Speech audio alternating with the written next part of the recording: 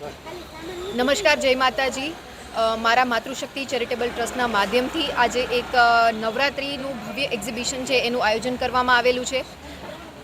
એ આયોજન અંતર્ગત લગભગ 72 કરતાં વધારે સ્ટોલ્સ, ખાસ કરીને એવા બહેનોને અમે રાહત દરે પ્લેટફોર્મ આપીએ છીએ કે જેઓ ઘર કોઈને કોઈ બિઝનેસ સાથે સંકળાયેલા હોય, જેમ કે સાડીનો વ્યવસાય હોય, કટલેરીનો વ્યવસાય હોય, હોઝિયરીનો વ્યવસાય હોય, એ તમામ નાના મોટા બિઝનેસ સાથે જે બહેનો સંકળાયેલા છે એમને સાવ રાહત દરે અમારા મંચના માધ્યમથી, ટ્રસ્ટના માધ્યમથી આજે પ્લેટફોર્મ આપી અને એક ભવ્ય એક્ઝિબિશનનું ઉદ્ઘાટન કરવામાં આવ્યું છે. સ્થળ છે રાજપૂત સમાજની વાડી, ક્રિકેટ બંગલાની સામે, જામનગર.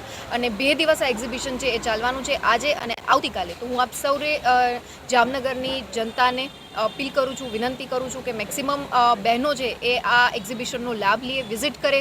બિકોઝ આપણામાંથી જ ઘણા બધા બહેનો છે જે અત્યારે સ્ટોલ છે એ નાખી રહ્યા છે અને 72 કરતાં વધારે વેરાયટી આ એક્ઝિબિશનમાં આપને જોવા મળશે. અને અમારા ટ્રસ્ટના માધ્યમથી મારા સાથી ટ્રસ્ટી છે રીટાબા, મીરાબા, પૂર્ણાબા, તેમજ પૂરી કમિટી, શ્રી માતૃશક્તિ ચેરિટેબલ ટ્રસ્ટની પૂરી કમિટી આમાં ખૂબ મહેનત કરી છે. એટલે બહેનો સંચાલિત આ ટ્રસ્ટ છે અને બહેનો દ્વારા એક બહેનોને પ્લેટફોર્મ મળે એ માટે અમે ખૂબ જહેમત ઉઠાવી છે. તો માટે હું જામનગરની જનતાને ભાવભર્યું આમંત્રણ પાઠવું છું કે આપ સૌ આપના પરિવાર સાથે આ એક્ઝિબિશનની મુલાકાત અવશ્ય લો.